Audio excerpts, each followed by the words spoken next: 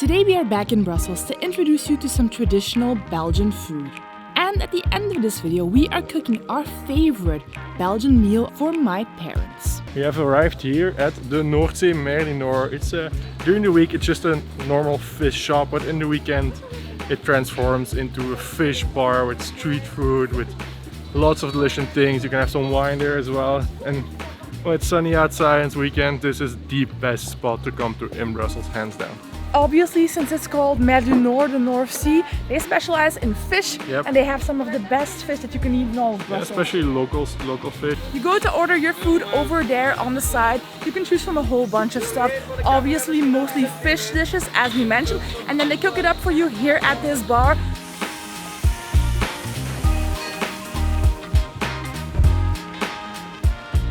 They then scream out the name of the person who placed the order. And then you have to come and get it, but now they bring it to the table. So everything arrived here. We ordered a bottle of wine and a bunch of food to try, many different things, which we'll show you. And these are our friends, Sarah and Francis, and their lovely kids, Simon and Roos. Hello. Hello. So we meet up with them here because it's one of the best places to have a nice drink and share some food. If you order one dish when you come here, it should be this. It's a grey shrimp croquette. They're handmade here. It's very typically Belgian. The grey shrimps, they come from the Noordzee right here. Well, actually not the shop, but the real Noordzee. And it's a handmade. They're fried here with some homemade tartare sauce. This is just the way to eat it. And to me, these are the best croquettes in all of Brussels. So, cheers.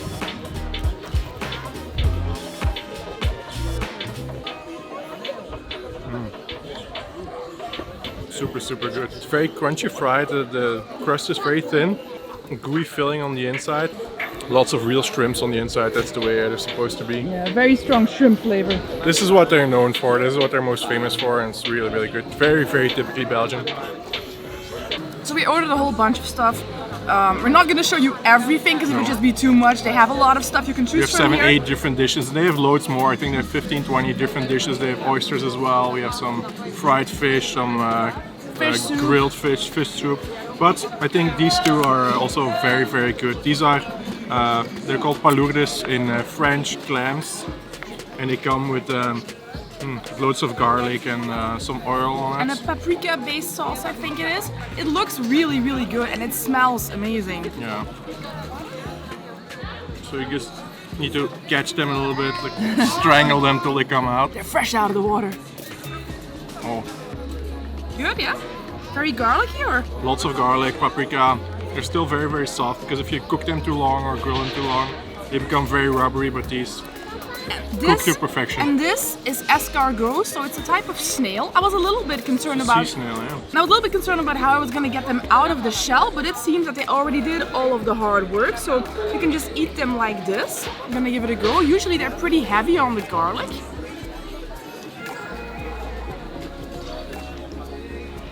They're not as garlicky as usual. They're a little bit spicy actually. There's a lot of soup in there as well. Yeah, they're cooked in a very spicy broth. Yeah, they're not super flavorful from themselves, so just to give them a bit more flavor, but it's really good. You can see like the texture looks a little bit, let's say, interesting. Sometimes when you boil them for too long, they're a little bit rubbery and a little bit weird in your mouth, but these are actually quite good. I'm not the biggest fan of escargots, but it's typically Belgian, and these are quite good actually. Yep.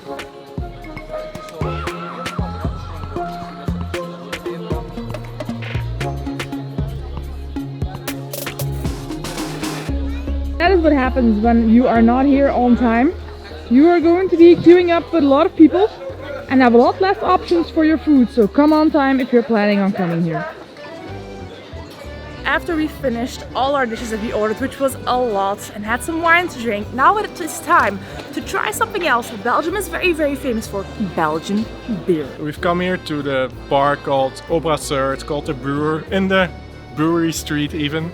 So there's a square here with lots of beer cafes. They specialize in lots of different beers.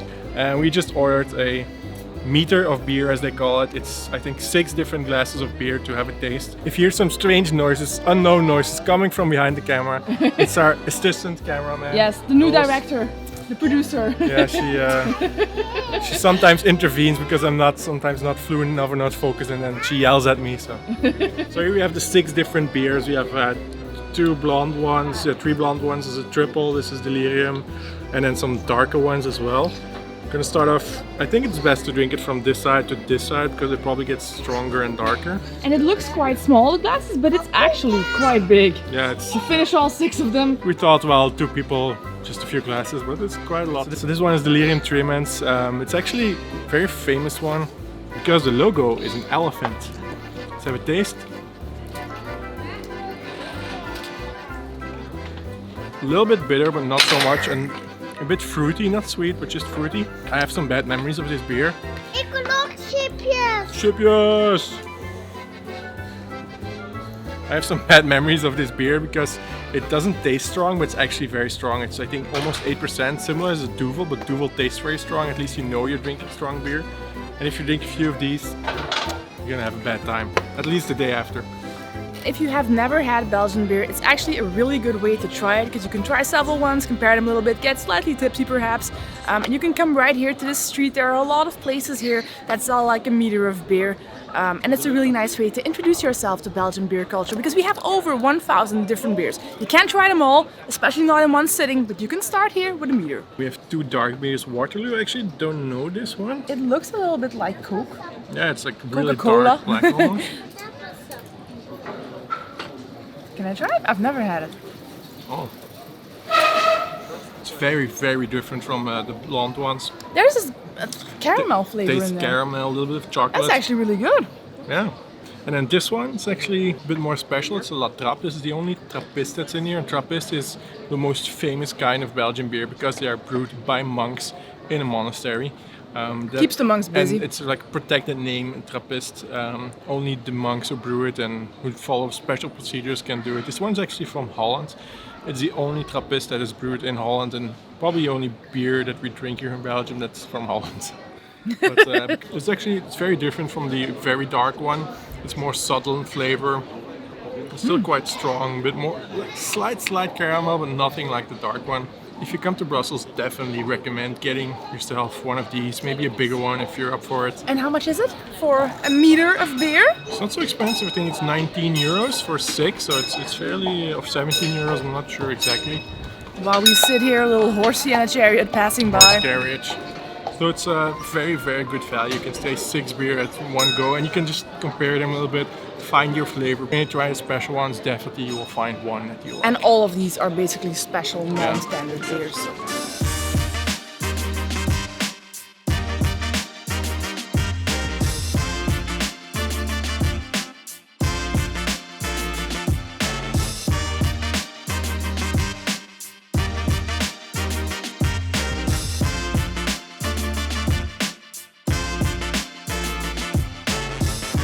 Said goodbye to our friends. We finished all the beer, so perhaps we are slightly tipsy now, but not to worry. If we stumble on our words, you know why.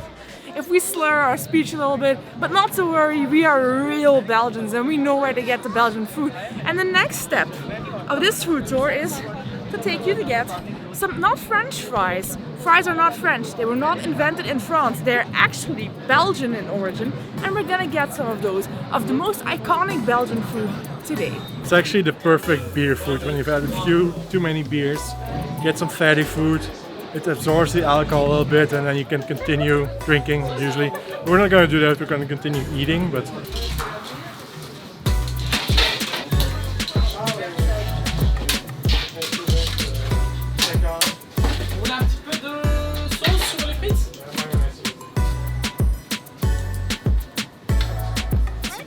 now we are at Friterie Tabora. I didn't really know the name of the place before, but this is actually one of our favorite places in all of Brussels to get. We will link it down below so you can find fries. We will write it down below in the description. If you're ever in Belgium or you're just looking for some good fries in Brussels, these are some of the best fries you can find in Brussels. In all of Brussels. So we've come here, and also what's really nice, in a lot of places in Belgium they give you the fries in like this plastic sort of wrapping, but here they have the original paper, pointy paper bag, which is just super cool. Very traditional. Very traditional, and it literally almost adds flavor to the fries as you munch on them. So I'm gonna give this one to you.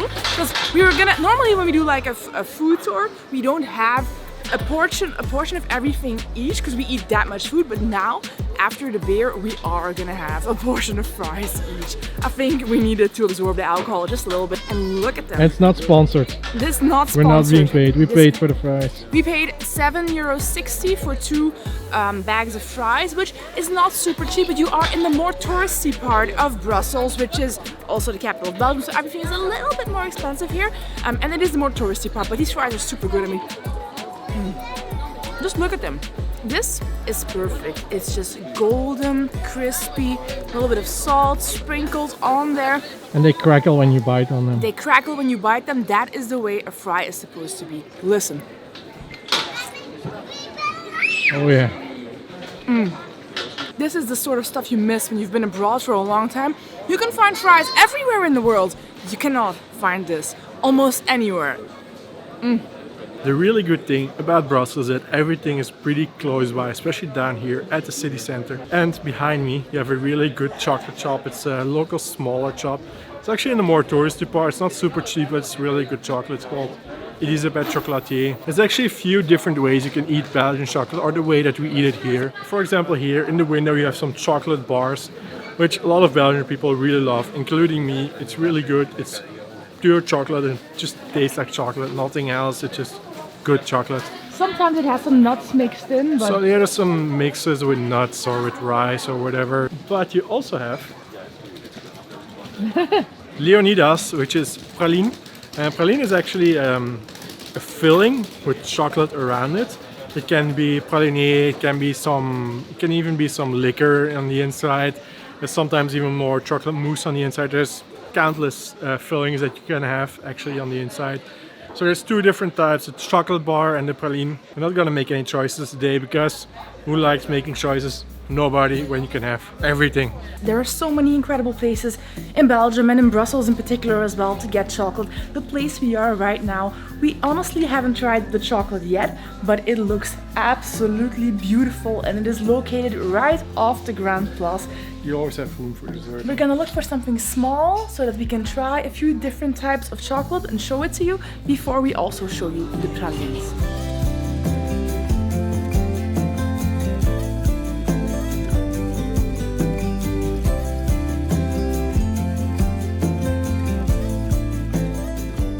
If you can't find it here, you're not gonna find it anywhere in Brussels. So we're thinking of getting one of these mixes. This is a mix: white chocolate, dark chocolate, brown chocolate with some nuts and different types. So I think this is a good starter pack.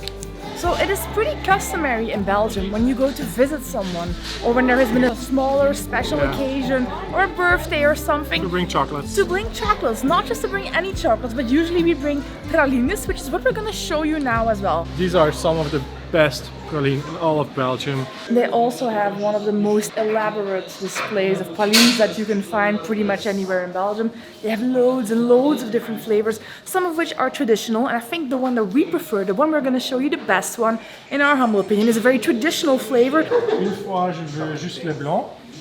Une fois, plutôt les blancs avec quelques chocolat. Oui, surtout les blancs. We're going to start off with this chocolate here from This is chocolate bars. Chocolatier Elisabeth. These are chocolate bars, and as you can tell, there are 3 types of chocolate in here. You have the white one, you have the black one, and you have the milk chocolate. All the types of chocolate, apparently, that have been made in Belgium carry the label Belgian chocolate. So there's no specific recipe or way of making it. It's made in Belgium. The difference between white chocolate, dark chocolate, and milk chocolate is essentially the proportions of cocoa powder versus cocoa butter that they put in there. So obviously the dark one has a lot of cocoa powder in there. More bitter, very heavy chocolate taste. Very chocolatey, whereas the white one is almost also very smooth, very creamy, very a bit more buttery. sweet because there's more sugar in it as well. Going to try the milk chocolate. Which, as you can see, it has nuts in it. These are hazelnuts. This is really very, very good. Slightly sweet, but not too sweet. It doesn't have the typical very rich, very deep chocolate flavor that the darker chocolate probably will have. But it's really, really good. And remember, a chocolate a day keeps the doctor away. I just invented that, but for Belgian people, it makes sense. And then then this. for the main event of the day. The white gold. If there's one thing you eat when you come to Belgium, I think honestly it should be this. Aside from fries. Okay, fries. After fries, one thing you eat and try here, it is praline. So many different kinds. I think they 50 different kinds at least. You can either ask them to make you a mix, or to get a standard mix, or you can just choose yourself. Choose whatever you want. Single best praline in all of Belgium. I think 99% of Belgians will agree with me that the white one, the white praline, is the best one. From Leonidas. It's very smooth, very rich in flavor, sweet. Completely white chocolate coating on the outside. It's really crispy. A small tiny nut in there. Hazelnut, I think it is. A praline filling that you can see here. By now you must be wondering, Brussels dessert. Why not a Brussels waffle? And this is one of the typical things we have here in Belgium actually. Brussels waffles, also Liège waffles, they're slightly different. Brussels waffle is more fluffy and crispy, while Liège waffle is more heavy and sugary.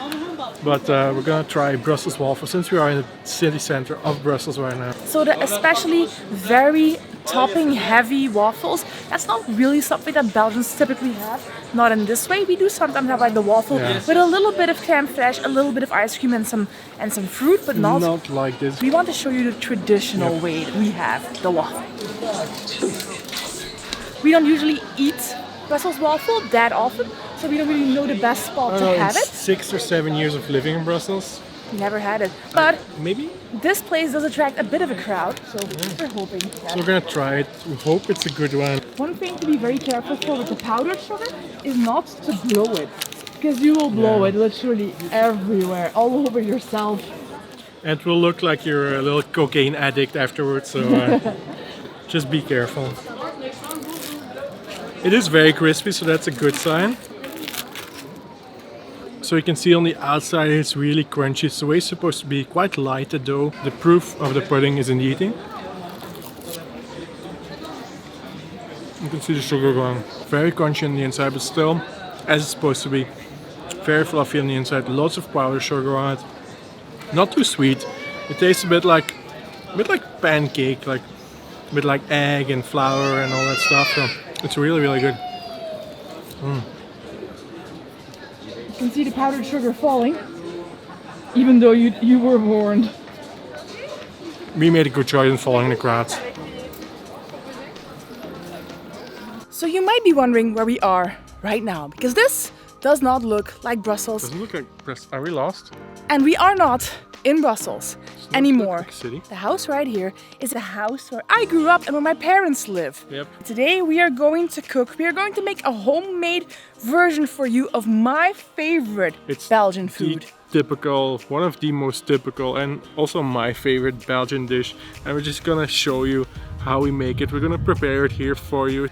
What are we cooking today? We are preparing Stoofvlees carbonade. And here is my dad. Hi, Theo, Kim's dad. He's our production and cooking assistant for the day. And the reason we are cooking this here is actually because my parents have the best recipe for Stoofvlees carbonade flamande ever. Here we have all the ingredients. We have dark Belgian beer. Can you see any dark beer you want, as long as it's Belgian. 3 onions, about 1 kilo, 1.2 kilos of meat. Typically it's beef. You can also use pork or mix of the two. Today, it depends a little bit, because beef takes a little bit longer to cook. Today we're using pork because we have a bit less time. It needs less time to cook. 2 boterhammen, 2 bokers as we say. Slices of bread. 2 slices of bread. Mustard. You don't need a big pot like this. You just need a spoon or 2. And the secret ingredient is sirop de liège. Like syrup. It's kind of syrup. It's a bit like almost like a jam, but a bit more thicker. You probably won't be able to find this abroad, but you can substitute it by some apple or pear jam. Find it. I will look for it on Amazon. And Laik has brought his nice cooking assistant into the kitchen. So we cut it into smaller pieces of about 2 by 2 centimeters, 2 by 3 centimeters. So while we prepare, of course, we have some Leffe. This is the blonde one. It's also really good. Dad, in your opinion, what is the best Belgian beer? I think it's Leffe or Grimbergen or something like that. Yeah, those are all very, very good. So it's very fortunate for you that the beef stew also has the Leffe in it. Well, it's one of the best Belgian beers that we have, actually. I think it's a coincidence. Here we have a cast iron pot, which we'll be cooking it in. You can also use a normal one. This is a bit nicer to do because it's cast iron and it doesn't burn so quickly because it's like a really thick material. So you can already hear the butter. Butter is sizzling. Gonna start off with the onions. Very big load of onion in there. Just gonna glaze them a little bit. Cook the meat separately. Not a non-stick pan, it's a normal sticky pan. It's a sticky pan, It's so a sticky pan. you have to make sure you have the right kind. That's very important. This is important, then you can really color the meat and the small little pieces that stay in there. You can use the beer to get them off, gives additional flavor. Very important. I will make sure to put the recipe in the description of this video. So if you just scroll down, I will put it there with the exact ingredients that you need. And hopefully if we can find a spot where you can score the sirop de liège abroad, I will put it down there as well.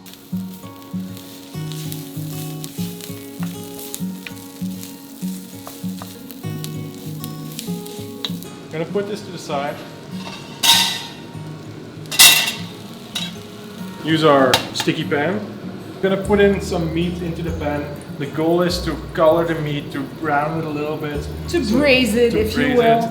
We're not going to put in too much because we want to really brown the meat. And if you put in too much, it'll start boiling. So I just put the pan on maximum. I'm going to make sure it's pretty hot before I put it in the meat. You can see, Now I mean I can smell that it's really, really hot. It's starting to smoke a little bit, so now before we start a fire here.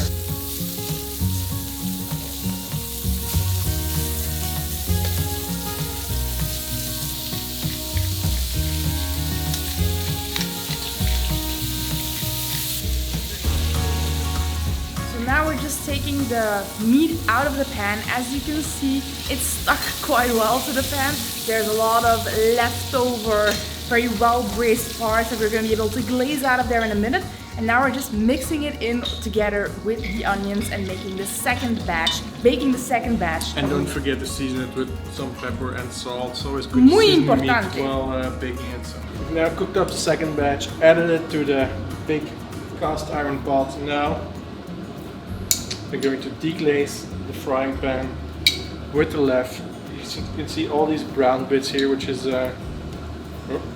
which is still parts of meat. They've been crispified, give lots of flavor. So we're just gonna add.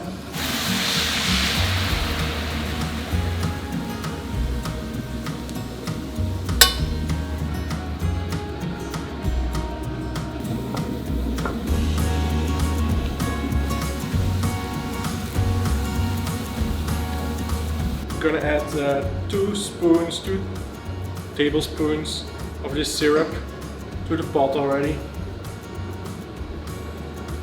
Okay, that's 1 and 2. We add the deglazed Leffe to the pot. Until the meat is just about submerged. That's how you do it. See?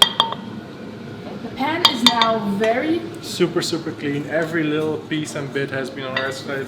Scratched a bit with this wooden spoon. Be adding 2 bay leaves and about a pinch of thyme.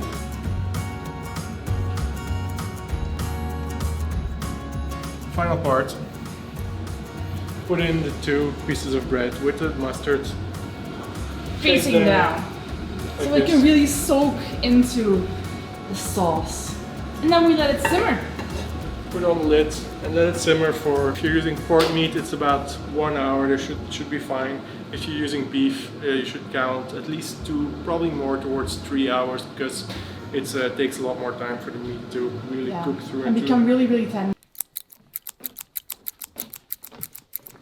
So is it normal for parsley to be this big? If it's well taken care of, it's growing very fast and very good. And what is that next to it? Like next to the parsley? Well, this is basil and things like that. We have a lot of herbs because it's very easy if you have them at home. Yeah, it's you don't nice need to to have go them shopping. fresh. Yeah, you Yeah, don't need that's to go true. shopping.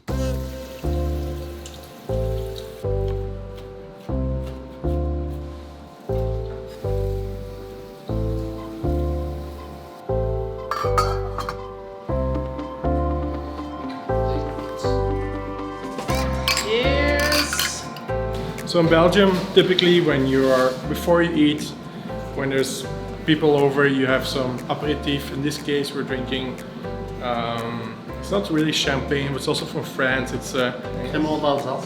Cremant Bourgogne in this case. It's from Bourgogne. It's a Cremant Bourgogne. It's like a champagne, but champagne is one area in France, and this is from the area which is slightly below it, and it also has similar taste, similar properties. A lot cheaper though. So. we brought this. Very good.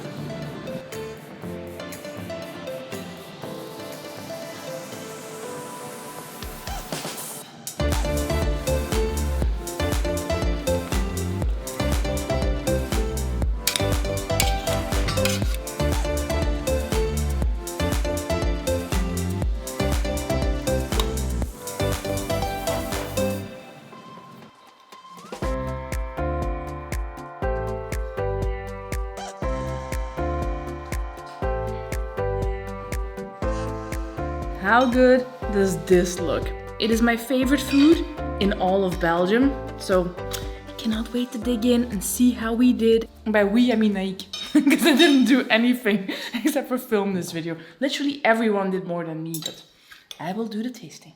Squeeze in some salad for good measure, so people think I'm healthy. Ooh, really nice. You really taste the sweetness of the sirop, and you also still taste the mustard in there. It gives a bit of a kick to it. Did Naik do well? Very nice. Very nice. He did that very well. It's super good. And of course, to go with it, some Belgian beer. Food cooked in Belgian beer needs to go with Belgian beer. So thank you so much for watching. We really appreciate it. We hope you enjoyed this video. And if you did, please push the like button and subscribe if you want to follow along. And if you want more recipes, let us know. If you want more recipes. So much more recipes. And also make sure to tune in for the next video, because the next video is going to be us finally telling you what is next after our few weeks in Belgium. So make sure to tune in for that as well. And we shall see you in the next one. Bye bye.